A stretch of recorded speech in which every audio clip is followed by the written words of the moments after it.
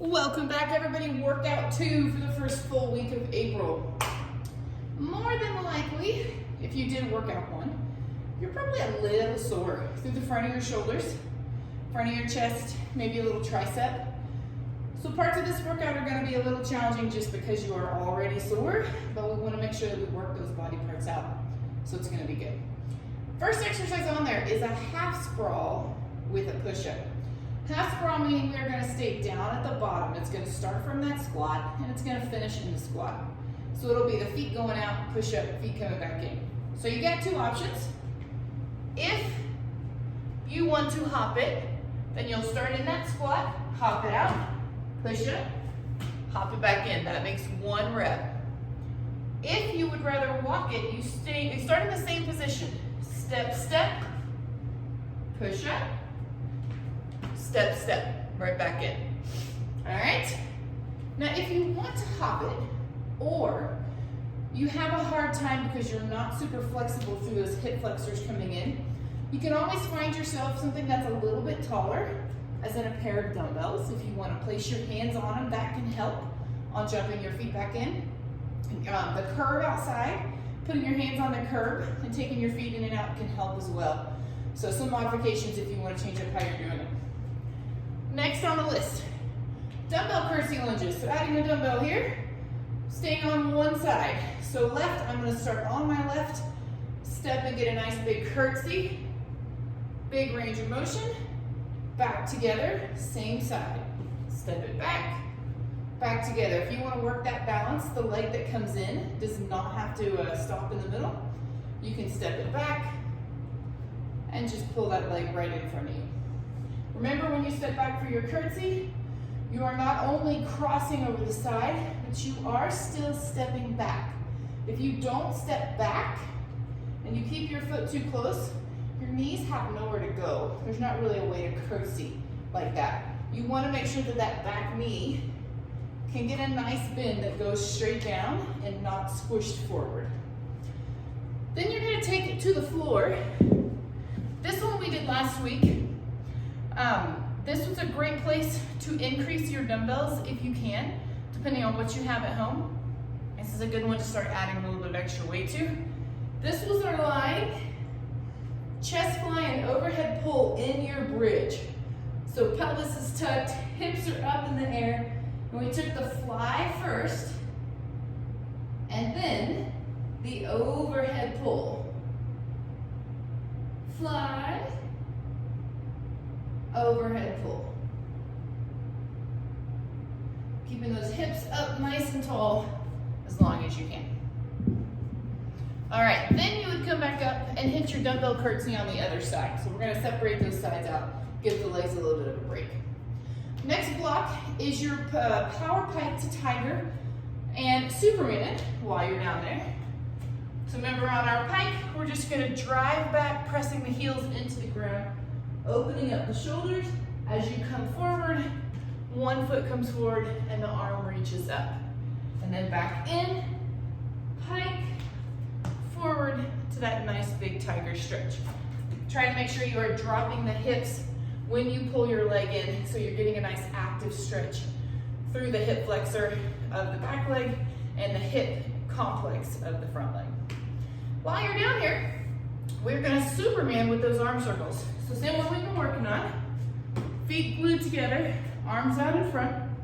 We're gonna take a full lift, circle one direction, circle the other direction, and lower back to the ground. Remember that the abdominals need to stay contracted the entire time you are in the air. It's gonna help support your upper body as you're circling without putting the extra strain into your low back. So keep working on those. The next block, we've got dumbbell kneeling pointers. Okay, so dumbbell kneeling pointers. You want something light. If you don't have something a 5 or lighter, go get yourself a soup can. You're gonna use a set of soup cans later in this workout anyway. So nothing wrong with grabbing a soup can right now. I do not want you to have so much weight that when you go to do your kneeling pointer, you cannot lift that arm all the way up. This is going to be different for everybody. Depending upon your flexibility and your range of motion in your shoulder, you may be only able to get a half pound or a pound. If you're working super hard just to get your arm to get to your ear because of tightness in your shoulder, adding 2 pounds is gonna do way too much. So make sure you try this one before you start the workout so that you know what you need. But otherwise, the movement is the same. It is our same pointer. So I've got my left arm extended, my right leg extended behind me, belly button toward the ground. Everything comes in to meet in the middle and then reaches away. In, reach away. I want the focus this time on your shoulder and what your upper body is doing. So I'd rather you not lift the toes off the ground if you were doing that last week. Focus on fully extending that arm, not lifting the shoulder, not tilting the other direction, but staying nice and square ahead with that arm meeting the ear. All right, so one side, then hit the other side. Then you've got soup can swimmers. So you need a pair of cans, preferably the same exact can twice, because then you know that they're identical in weight and size, but do whatever you need to do. I have some diced tomatoes that are in a larger can, then some tomatoes and green chilies, but the weight is very, very similar, so it's gonna work for me. So these guys are just our swimmers. We're just adding a tiny bit of weight to them. On these swimmers, I want you to keep your forehead planted on the ground. It's gonna force your shoulders to try to do more lifting rather than just your back pulling up. So in a perfect world, your head stays on the ground, your heels are glued together, and then we're gonna lift right up by the ear, one arm and leg, and then switch. Switch, switch.